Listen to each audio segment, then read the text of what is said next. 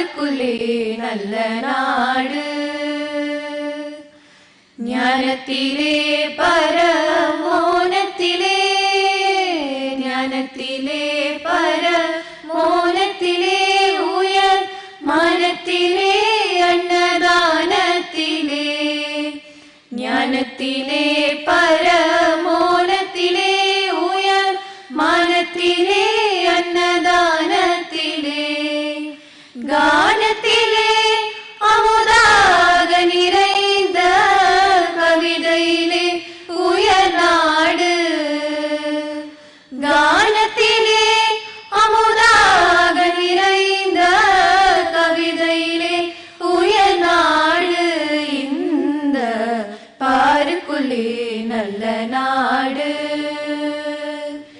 തീരത്തിലെ പടை വീരത്തിലെ തീരത്തിലെ പടை വീരത്തിലെ നെഞ്ചിൽ ഈരത്തിലെ ഉപകാരത്തിലെ തീരത്തിലെ പടை വീരത്തിലെ നെഞ്ചിൽ ഈരത്തിലെ ഉപകാരത്തിലെ സാരത്തിലെ മികസാസ്തിരം കണ്ട് തരുവതിലെ ഉയർനാട് സാരത്തിലെ മികസാസ്തിരം കണ്ട് തരുവതിലെ ഉയർനാട് இந்த പാർക്കുലേ നല്ല നാട്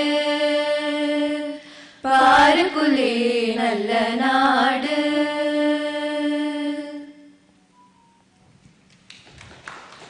Thank you. We now humbly request the Honorable Governor Chancellor to light the traditional lamp, the Kuttuvilakku. We welcome Professor M. Jagdish Kumar, our Chief Guest, Chairman of the University Grants Commission, to light the Kuttuvilakku. We welcome Dr. Selvam, Vice Chancellor of Bharathidasan University. We welcome Dr. V. Geeta Lakshmi, Vice Chancellor of Tamil Nadu Agricultural University. We welcome Secretary to the Honorable Governor to light the traditional lamp, the Kuttuvilakku.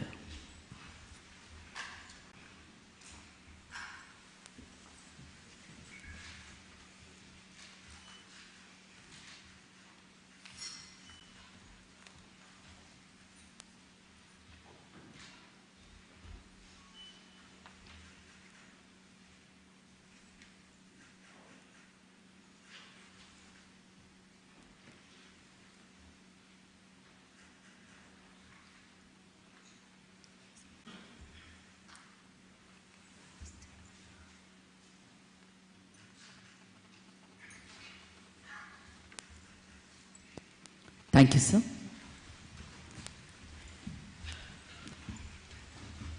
We now request the Secretary to the Honorable Governor to deliver the welcome address. Good morning, everybody. It is with great pleasure and honor that I extend a warm welcome to our Honorable Governor. Our Honorable Governor takes keen interest in the advancement of education, innovation, and excellence in academia. He wanted this conference to be a platform for us to explore emerging trends, exchange ideas, share best practices, and collaborate on strategies to address the challenges facing our universities, and has guided us.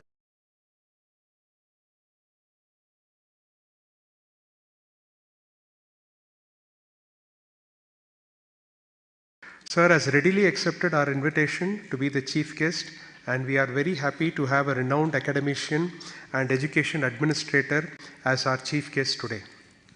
I extend a hearty welcome to all our guest speakers, Professor Partha P. Chakrabarti, Ms. Shruti Kannan, and Professor H.T. Charan, who have accepted our invitation and have come here to share their experiences. I extend a hearty welcome to all the Vice Chancellors of state universities, private universities, Central University, directors and administrators of state universities and central institutions. I extend a hearty welcome to all officials and staff of Raj Bhavan and Udagamandalam District Administration. I also extend a warm welcome to our press and media personnel. Nandri, vanakkam. Thank you, sir. We now humbly request the Honorable Governor Chancellor to felicitate our Chief Guest, Professor M. Jagdish Kumar, Chairman of University Grants Commission.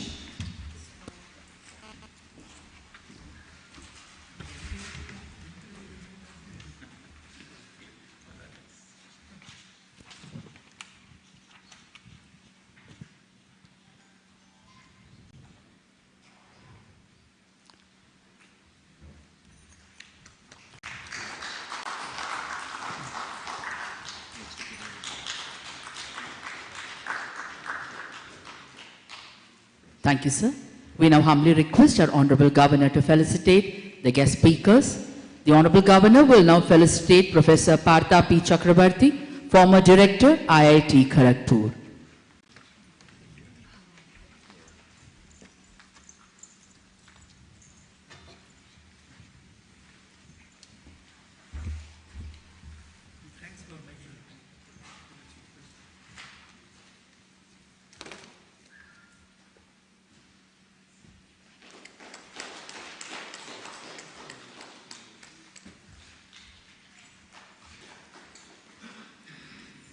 Thank you, sir. The Honorable Governor will now felicitate Ms. Shruti Kannan, Engineering Leader, Cisco.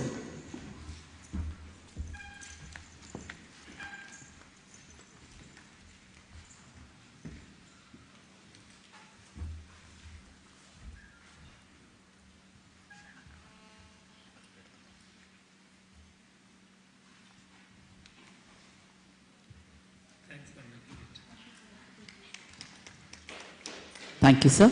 The Honorable Governor will now felicitate Professor H.D. Charan, Chairman, National Committee on Universal Human Values, AICTE.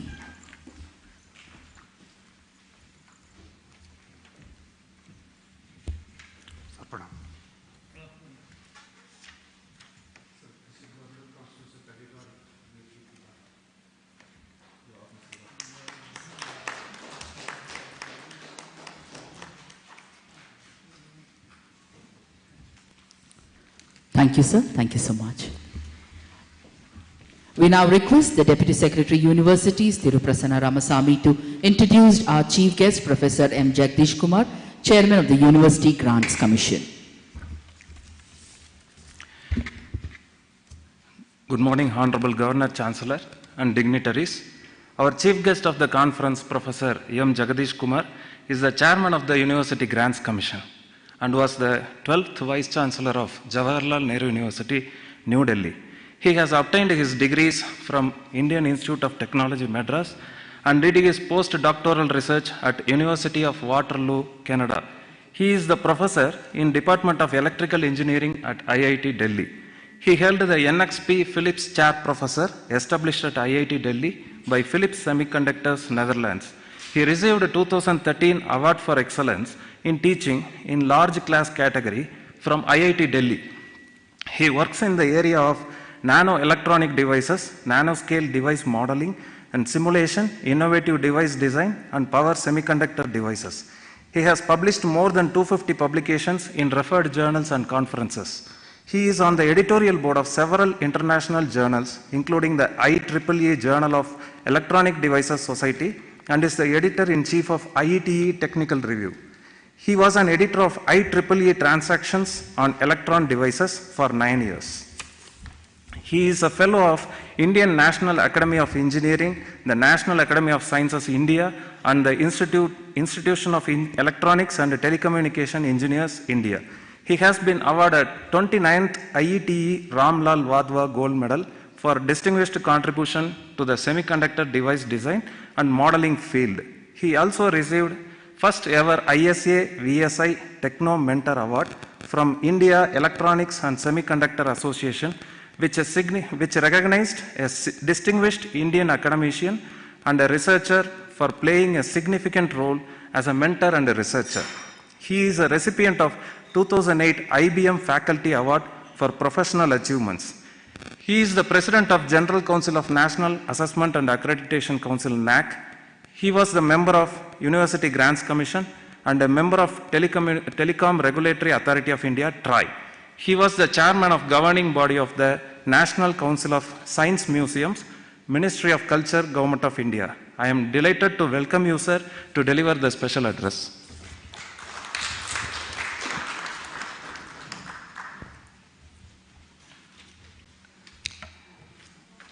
Honorable Governor, Chancellor, Shri Raviji, my distinguished colleagues in the audience, my pranams to all of you.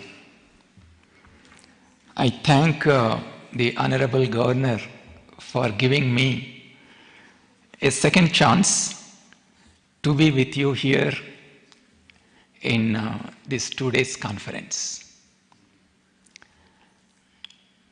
When some of the great minds of Indian higher education have come together to deliberate on higher education, it got to be an important event. When you are discussing about how we will transform the higher education in India, we will discuss about many things that we have been doing during last few years after the launch of the NEP 2020. However, when we want to transform our higher education, what is that we want to achieve? Is it that we want to produce high quality research in our institutions? Is it that we want to make our students more innovative and creative? Is it that you want to get into top world university rankings? Is it that through all these efforts we want to make India a leading nation in the world? While all these things are important, we also have to look at the bigger picture. What is the context in which some of the great minds of Indian higher education have gathered here today to critically think for 2 days? What I want to do is, in the given time, I would like to draw a broader picture, and then I will try to find out the context in which we are trying to reform our higher education. And some of the ideas that I am going to present before you have been deliberated by researchers, policy makers, have been reported extensively. I will try to provide a brief summary of these ideas to imagine that bigger picture and then find a context for ourselves in this bigger picture. Go back to October 2011. In that year, the world population was 7 billion. And when you move to 2050, by then the world population will become 10 billion. And each one of these human beings have a dream. They want to have food, water, energy, transportation, housing, employment, health facilities. This is the dream of every individual of these billions of these people. And to address this, there have been several developments that have taken place, especially during the last few decades. Tremendous developments have taken place in areas such as nanotechnology, including the semiconductor technology, biotechnology, information technology, cognitive sciences. Today we have better knowledge systems, better ways of gathering data, analyzing data, building theoretical models to understand this linear, non-linear behavior of the world that we are living in. We have better monitoring systems, satellites, imaging systems, sensors. You can in real time monitor with few feet of resolution on Earth. You have better communication systems. This entire internet, it's not owned by anybody. It's an open, transparent system. We have better management systems. Using the data that we are collecting, we can manage our transport systems. We can study the weather patterns. We can manage our agricultural processes using the data. But in spite of all these things, today the entire humanity is faced with one big question in front of us. That question is, how do we realize the future that we want for all of us? And what is that future? That future is something which should be sustainable, healthy, secure, and peaceful. Why is that we are struggling to find an answer to this in spite of so many developments that are taking place? Experts say that there are certain critical problems we need to address if we want to address the concerns that we have as a human society today. One, as I mentioned, the population growth. And then the increasing demands for clean energy, food, water, healthcare. And then you have the climate change staring at all of us. Now, the important thing that comes in all our deliberations is sustainability. So how do you achieve sustainability? The opportunity to realize sustainability is decided by a very complex interaction among four things. And I want to present this in front of you. And I want to connect why reforming higher education, the efforts that all of you are putting, will find a context.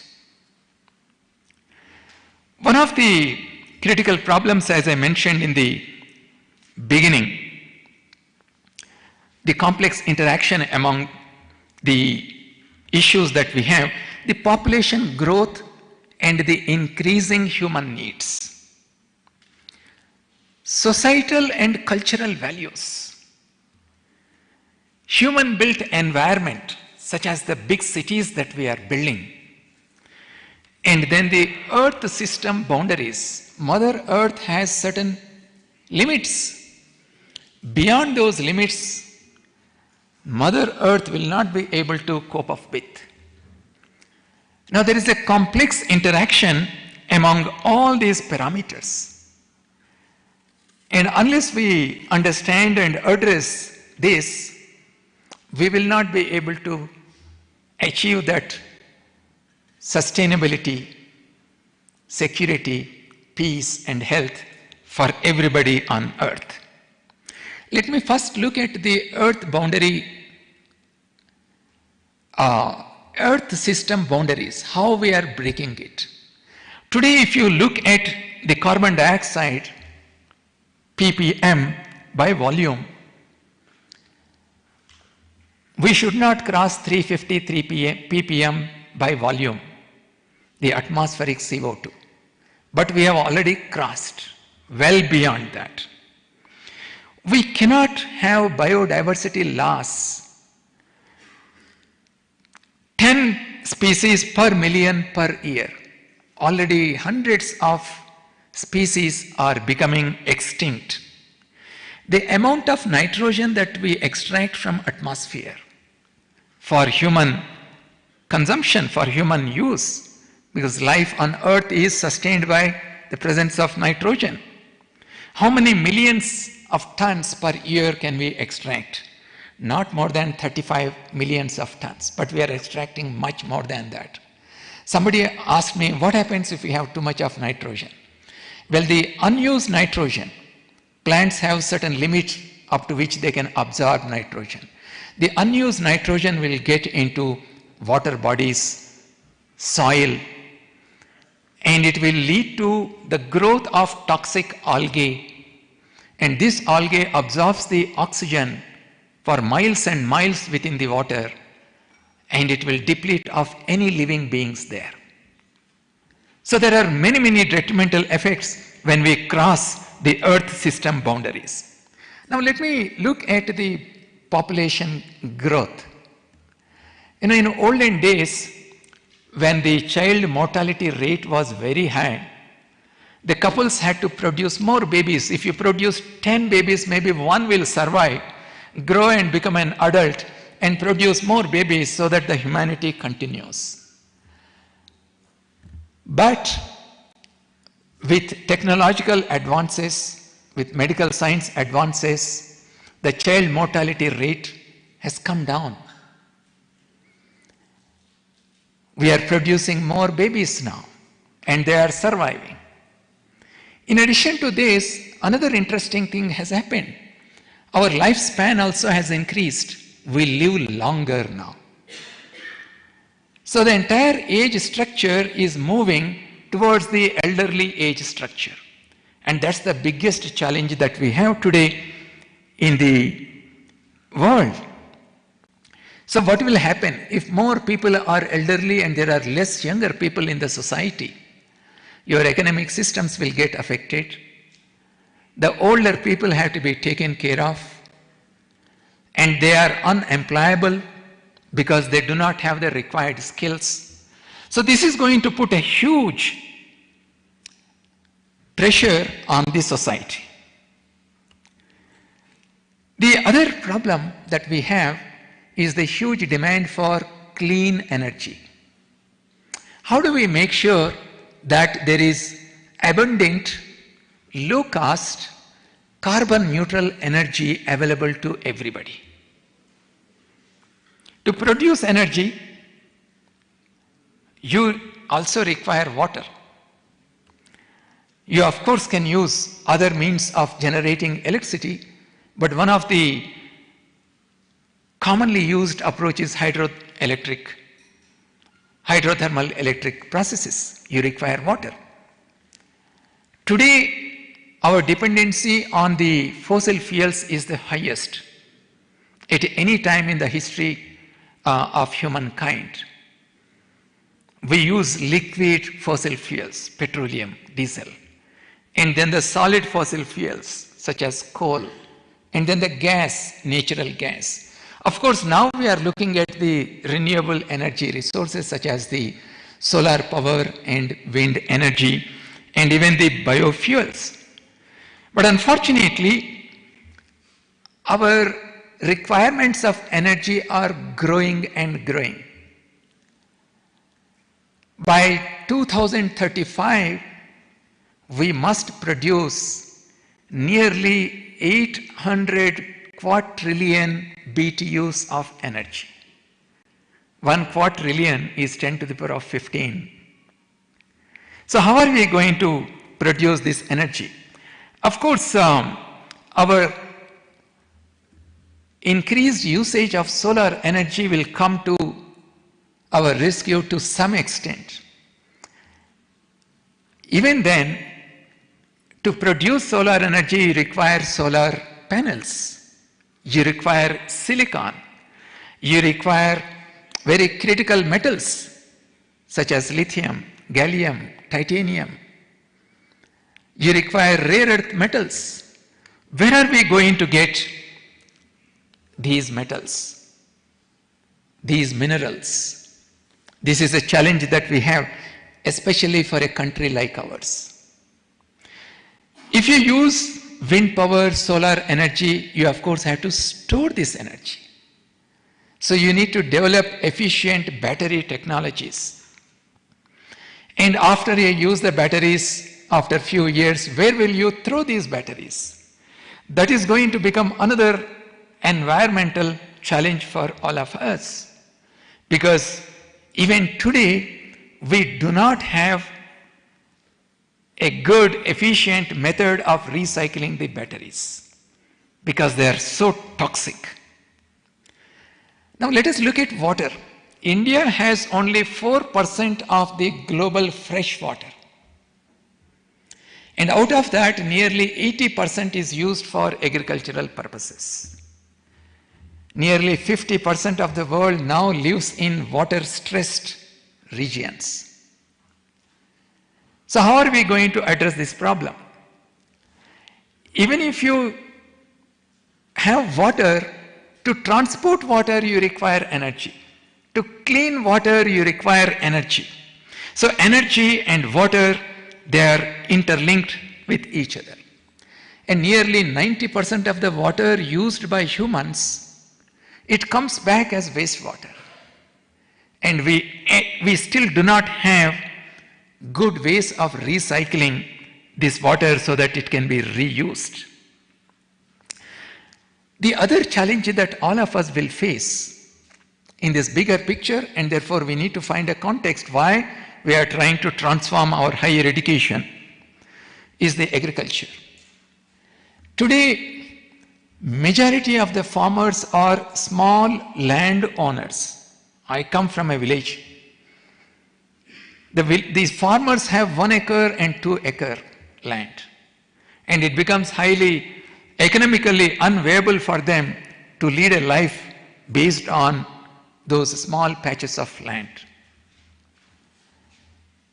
And our farmers are also dependent on very few crops such as sugarcane, wheat, rice. One famine comes, if these crops go away, our farmers will be in great trouble. So how do we ensure that our farmers diversify their farming activities by growing different kinds of crops? How do we ensure that using the satellite data that we have, we develop precision agricultural methods? Using data, you can calculate what is the input that is going per acre of land, what is the output that is coming out, and fine-tune the agricultural processes to increase the yield. So there is a greater need to develop these precision agricultural techniques. How do we ensure that our farmers are taken away from the modern agricultural techniques where we are too much dependent on pesticides and fertilizers? These are challenges that we have. The other challenge that we have is the health and wellness. Because our lifestyles are changing, the lifestyle related health issues are becoming a major challenge for all of us.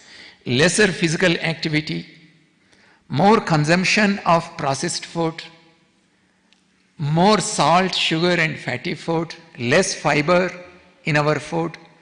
All these are leading to a major public health challenge for all of us. Recently,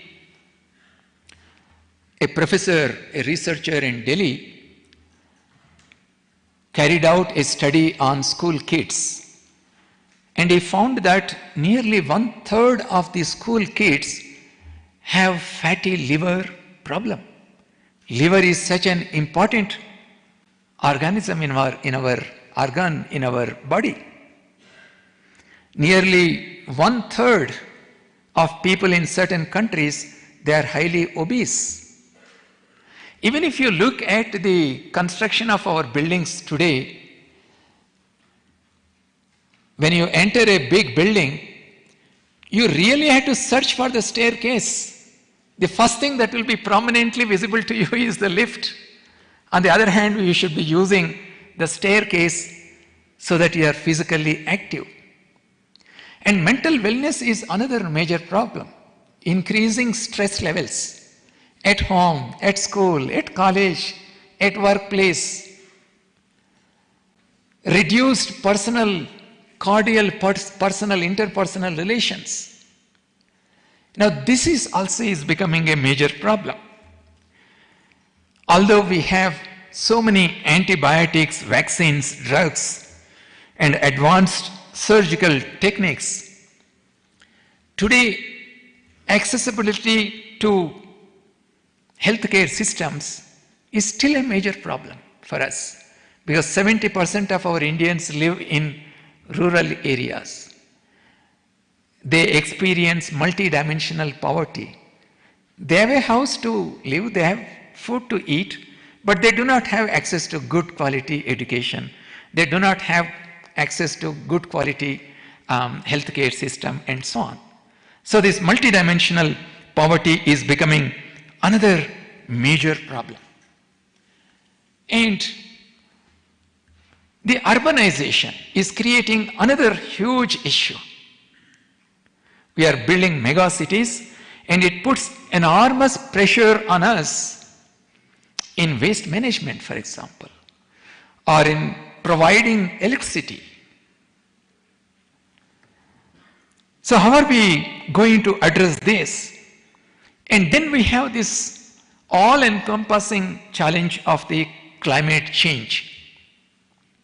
Today, that is why we cannot work in isolation, because as a global community, we are all interlinked.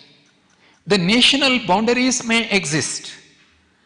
There may be different kinds of governmental systems which govern these regions, bounded by the national boundaries, but we are all interconnected. Our financial systems are interconnected. Our trade systems are interconnected. Our climate is interconnected. So that's the reason why in India, if you find solution to some of the problems that I have presented to you, it can become a solution for the rest of the world also. And that's how we can become a leader in the world, by addressing not only our problems, but these interconnected challenges that the entire human society is facing. The other problem that we have is the societal values. Today, there is so much of competition in our economic system across the globe that our career becomes the top priority. Young couples, therefore, they postpone having kids because their career becomes important. I was visiting Korea some time ago, and when I was going around in the markets, I saw couples moving around with small babies, but they are too old. They are not very young couple. So this is a challenge for us. How do we ensure that there is inclusive development? And people say that we must work towards cooperative economy, where we cooperate with each other, we help each other, we think in such a way that we are working for a collective goal as a society. And that's the reason why we need to inculcate these human values at an individual level and also at a societal level. Friends, therefore, there is a need for the convergence of knowledge, technology, and values. We cannot focus on any one of them. You are all knowledge creators. In universities, you are doing a lot of research, creating new knowledge, and you are also passing on this knowledge from generation to generation. And some of these people who acquire this knowledge, they venture out and develop new technologies. And these new technologies diffuse in the society, and our lives increasingly will get controlled by technological devices, technological applications. Therefore, it will change the way we interact with each other. And therefore, our societal values also will be affected. That is why we need to look at this entire picture and see how this complicated interaction between knowledge, technology, and values will ultimately decide what kind of future that we will have. As educational institutions, as leaders of educational institutions, you play an enormous role in deciding where our country will be moving ahead. So when I say this, as educational leaders, you play an important role. I was reading a few days ago about a conversation between Swami Vivekananda and a British general. In 1857, our soldiers revolted against the British. We call it First War of Independence. But the British suppressed that revolution. So Swami Vivekananda asked this British general, see, our Sepoys were well trained, they were brave, they were well armed, but still, why did they lose? The British general said, it is because the leaders of these soldiers, they stood at a safe place and they started telling the soldiers, go ahead and fight. Because they didn't want to take the risk. And that is why we failed. My dear friends, as leaders of educational institutions, you should be in the forefront leading the faculty members and the students. If you stand at a safe place, if you are unwilling to take risks, then the kind of change that we are dreaming to have in our educational institutions, it will not happen. So, what will you do then? It is not only mentally preparing yourself to take risks, we also have to set our home right. And that's the reason why UGC brought out an excellent document. And this is called the Guidelines for Institutional Development Plan.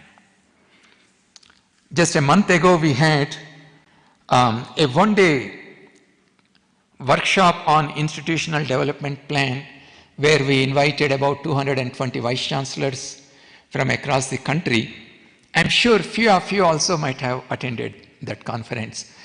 Because of the venue limitations, we called only so many, but we will have more interactions with you. Friends, this guidelines for IDP is something that you need to very critically deliberate. At different levels of leadership in your universities, deans, heads of departments, and then it should reach out to the students also. And prepare an IDP which is relevant, which meets the objectives for which your university has been set up, in order to have strategic plan for academic programs, for infrastructure, for research initiatives, for student services, and the community engagement. Your IDP should be unique to your institution so that it can foster innovation, it can enhance competitiveness, and ensure sustainable development.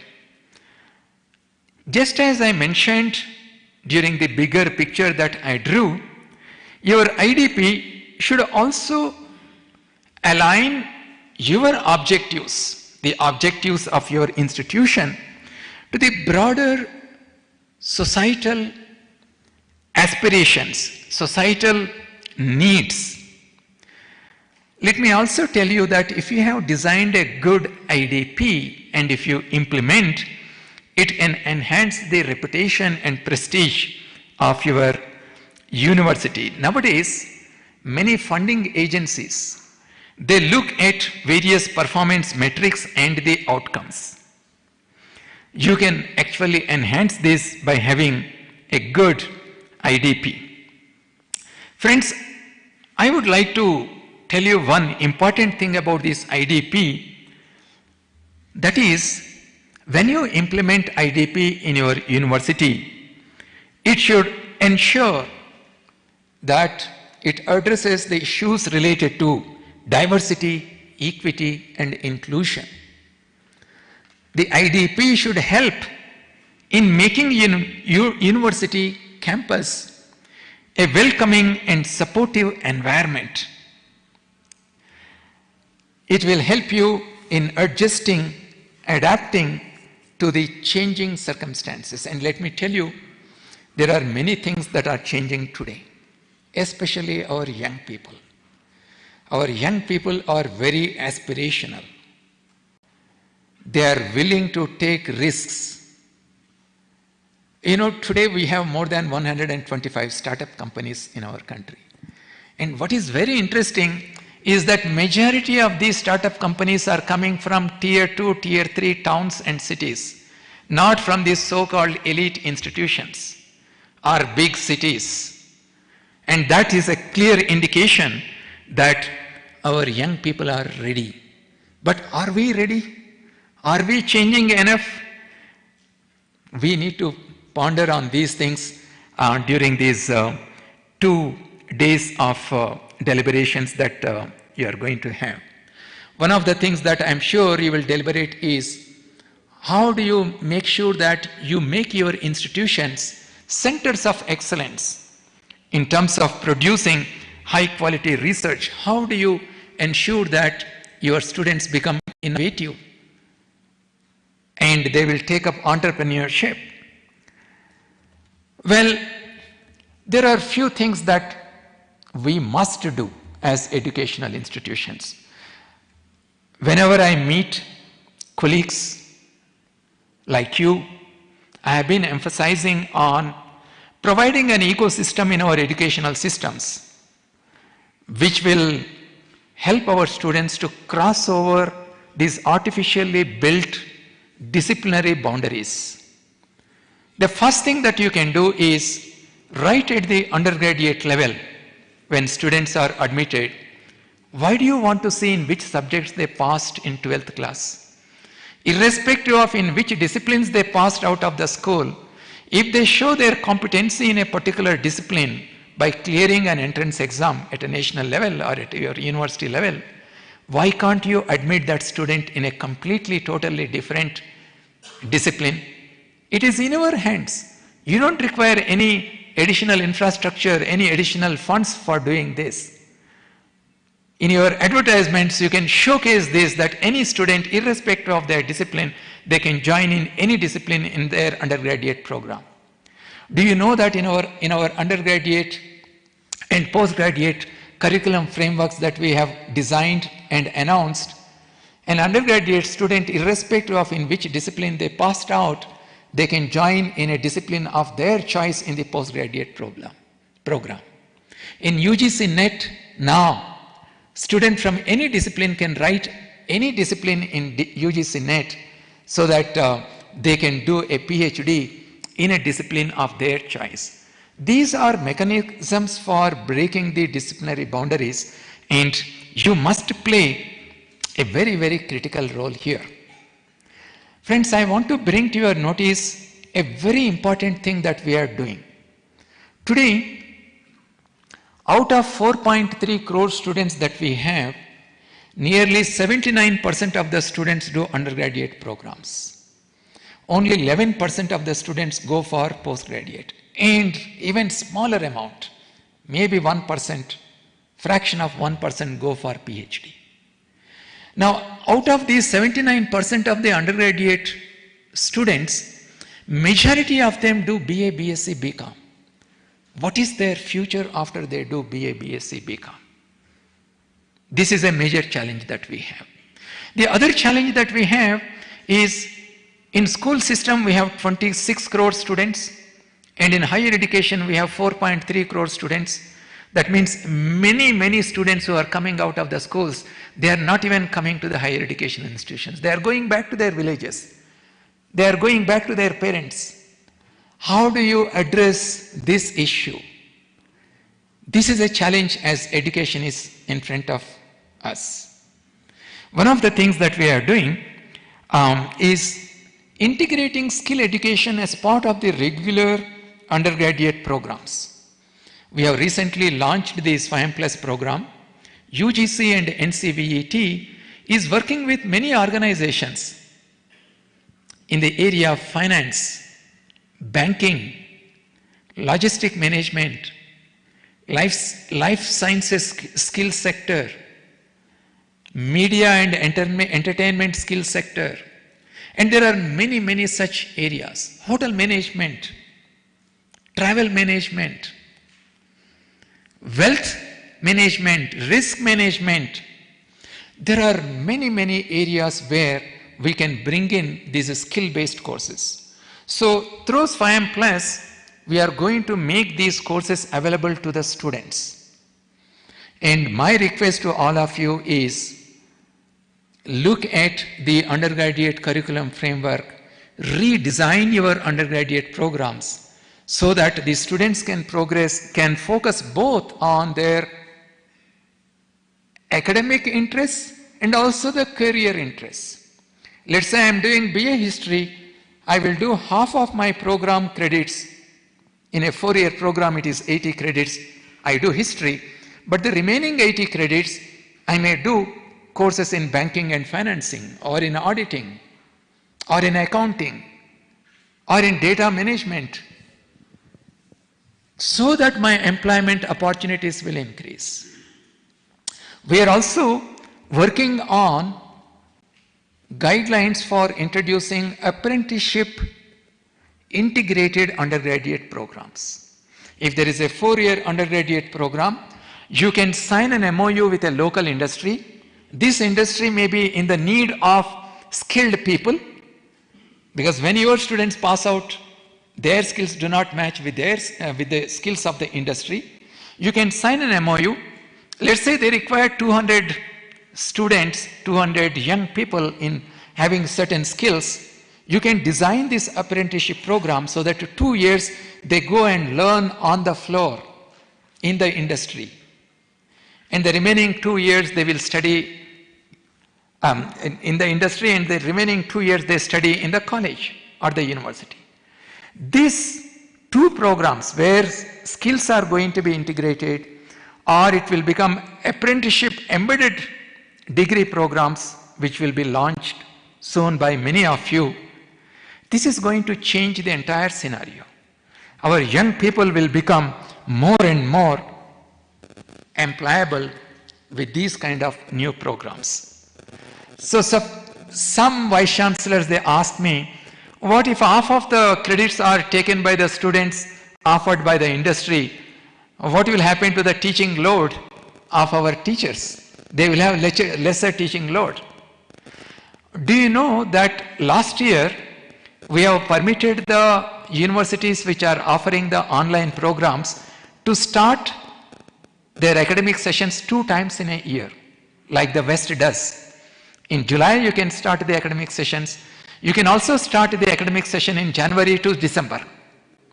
And when we launched this, to our surprise, we found that 5 lakh additional students registered in the online programs. So UGC is also working.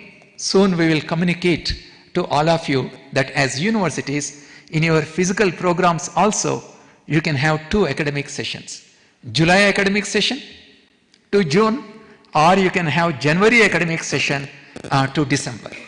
So if half of your students are taking these skill courses in industry or elsewhere, if you think that your teachers do not have enough load, teaching load, they can run the evening programs and you can have a second academic session. Or you can ask your teachers to do more research.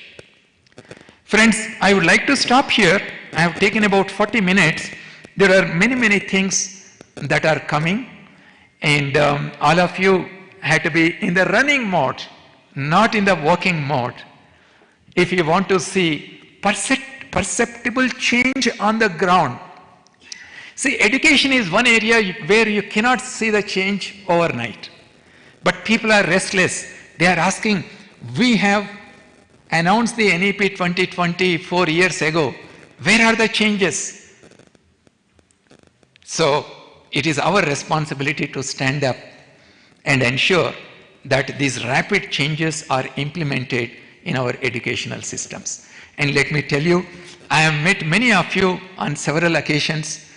UGC will wholeheartedly work with all of you to make sure that many of these reforms are implemented in our university system. And I'm very happy because I interact with you and I get to know the kind of things that you are doing in your universities. I'm very happy that you are on the right path and you are implementing many things in our university system, and congratulations to you. So with those comments, I would like to thank once more all of you for your patient hearing, and I would like to conclude here. Thank you very much. Thank you, sir. We now welcome the Honorable Governor Chancellor to deliver the inaugural address.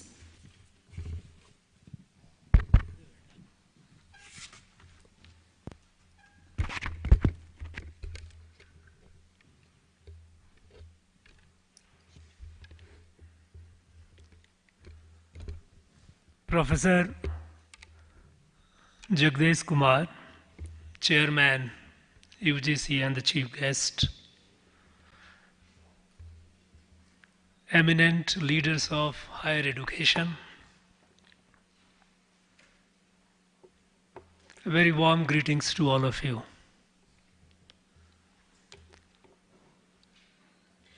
It is the third such conclave of leaders of universities, state, central, private, that we are hosting in Tamil Nadu. When I came in 2021, later part of it, and as a chancellor, when I started looking at the working of our universities, I was disappointed that our universities were mostly working in isolation. I'm talking about state universities, largely.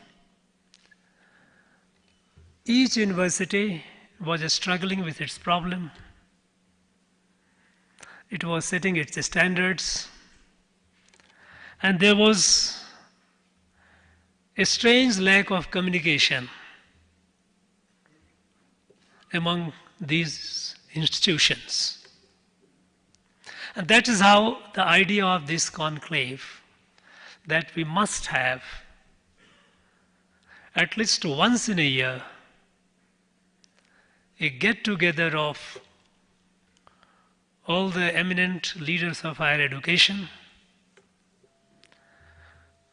live together, deliberate on issues, exchange your thoughts, learn from each other, because this is how knowledge prospers, we all prosper. I am personally thankful to Professor Jagdish Kumar for his presence and sharing his valuable thoughts, the ideas. In fact, he said he was present twice on 2 occasions. But I think my audience will tell you you were present all the 3 times. 2 physically, once you were virtually present. You have been taking interest, coming all the way,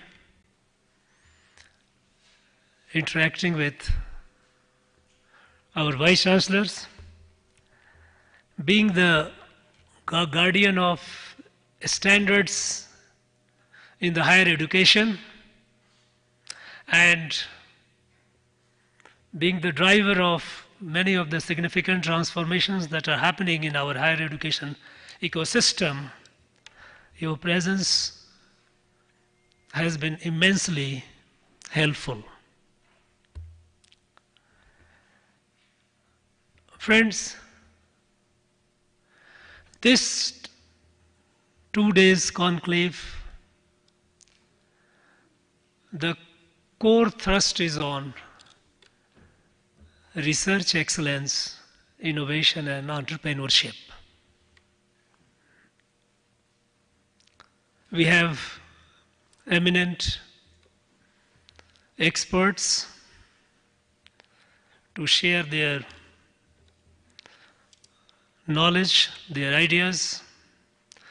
We have Professor Partha Chakravarti, a former director of IIT Kharagpur and a leading expert. He will be sharing with all of us about research excellence and future of artificial intelligence, an area which we all talk about with a lot of hope and apprehensions, and the area in which there has been so much of revolutionary transformations happening at a speed and a scale unimaginable.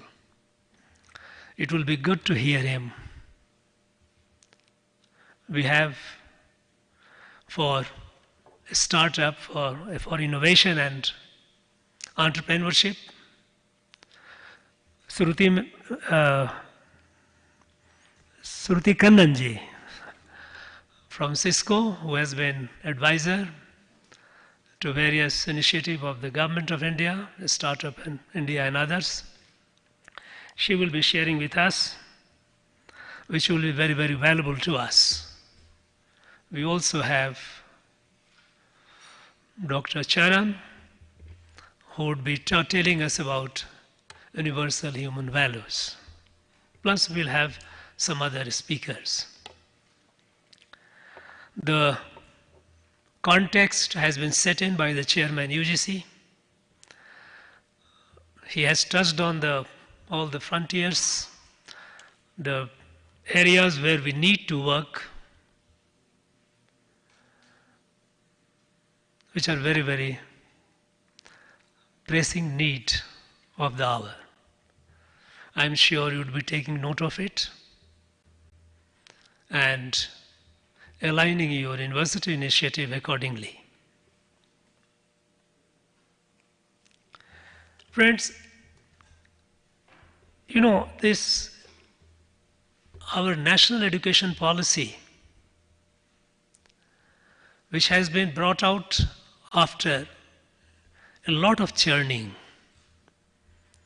involving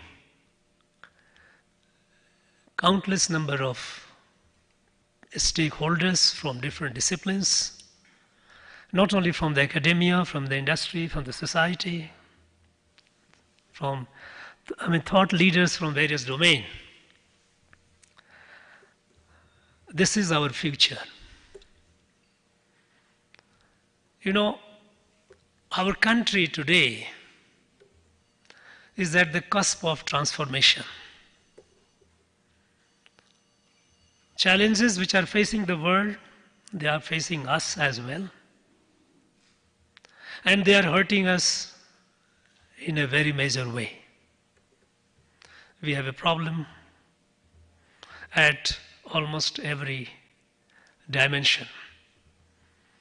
A country which, at the time of independence, despite all the exploitation by the colonial powers, we were the 6th largest economy in the world.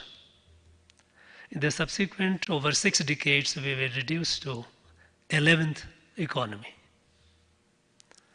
Now, fortunately, with the new initiatives coming, we have become the 5th largest, and we are very hopeful that in the next few years we will be the 3rd. We have lost a lot of time. We have lost a lot of time because we have been following the education system which was largely bequeathed to us by the colonial rulers. Learning the borrowed knowledge. Giving those knowledge to our students, the students with the degrees, they come out and start begging for jobs.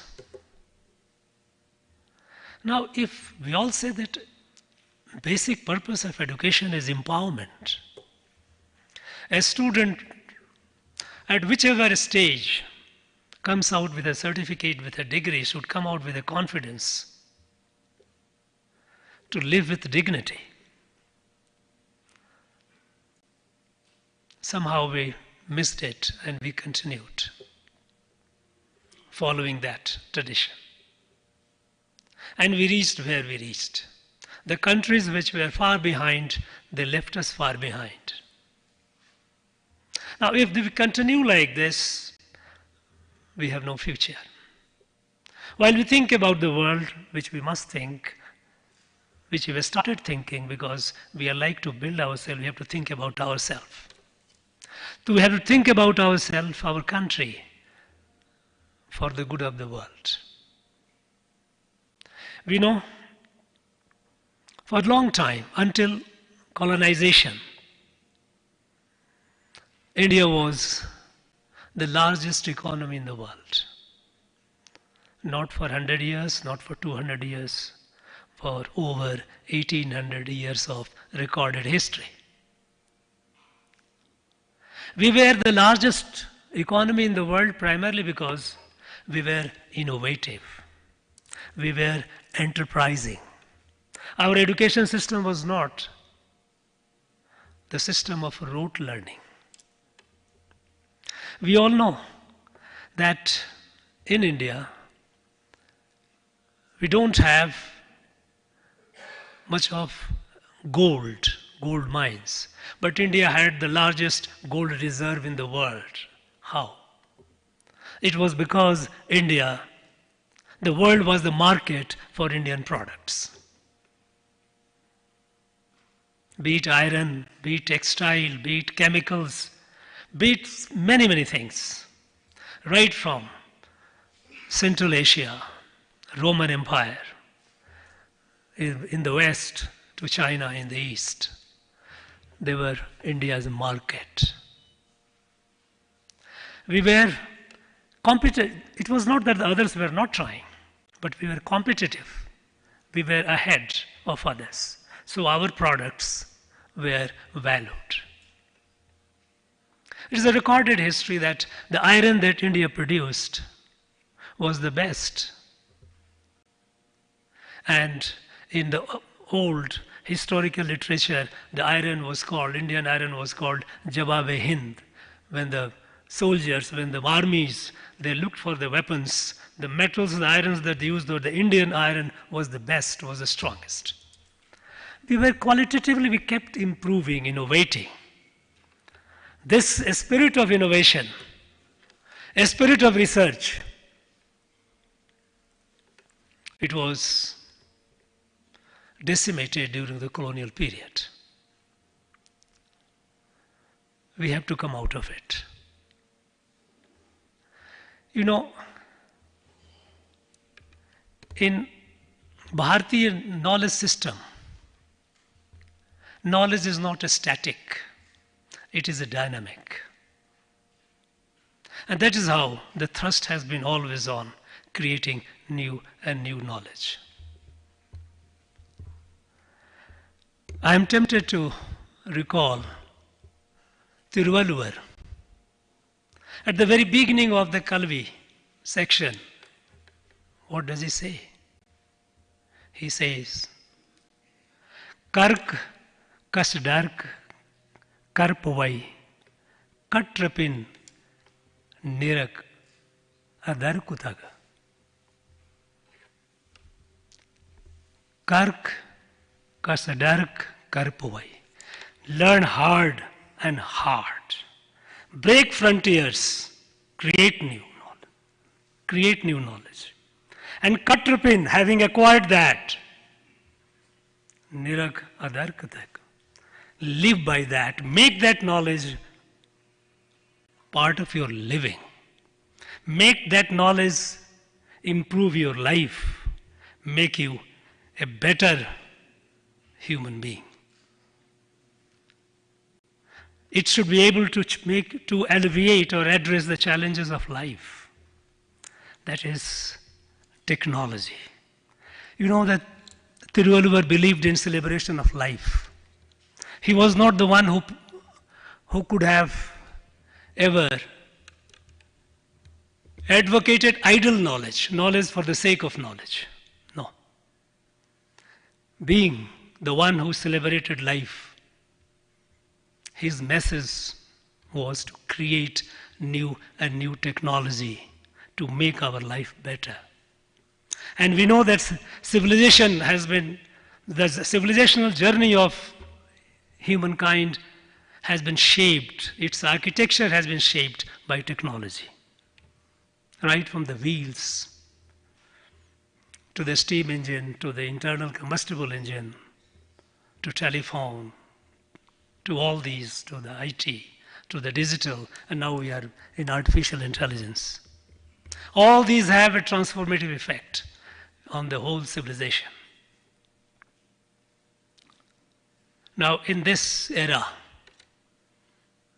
it is important for us that we change over from the old mode of teaching for the sake of teaching, passing on a borrowed knowledge.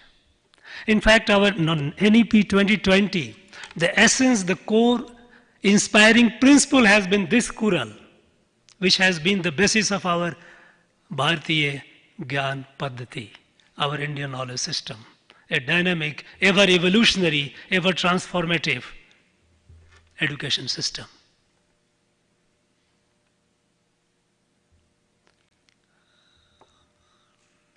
Our chairman UGC has given you a lot of food for thought. Other speakers also will be sharing their ideas. He talked about institutional development plan. We have a session on that. Because when your institution, you have a plan, the plan cannot be for 5 years, for 10 years. It has to be a long term. For long we have been thinking on a short term, 5 year, 10 year. It can be a milestone, it cannot be a vision. Vision cannot be for 5 years. Vision cannot be for 10 years. Vision has to be for a longer period.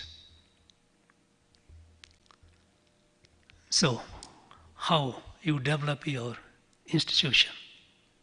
That's very important. And how to ensure that the students, our young students, those who come out of universities, colleges, they come out equipped with the knowledge, the skill and the confidence with which they live a life of dignity. They're able to solve the problems of theirs and as well as problems of the larger humanity. That's very important. And I'm sure in the next 2 days, today and tomorrow, you will all be sharing your thoughts, exchanging in the session, at the margin of it. The idea of keeping it for 2 days is essentially to give you some time, though the programs have been back to back, but still, you are all based here. You should be able to exchange your thoughts and ideas, meet each other, and see that the spirit of this conclave to bring together a cooperative ecosystem of higher education where you exchange your ideas, your thoughts, how you have been solving problems, what are you doing, each institution has something unique, some strong point. Each will benefit from the other. You continue with this even beyond. You don't necessarily have to wait for the next. We should not wait for the next annual conference. In any case, we will have the annual conference. But in between, there should be your own meeting at a smaller level and continue with this spirit of building a new higher education system for a new India. That should be our goal. I wish all of you the very best. Thank you very much once again. Thank you. Jai Hind. Thank you, sir. We thank the Honorable Governor Chancellor for inaugurating the two-day conference. We thank our Chief Guest of the Day, Professor Jagdish M. Kumar. Ladies and gentlemen, we request all of you to rise for the national anthem.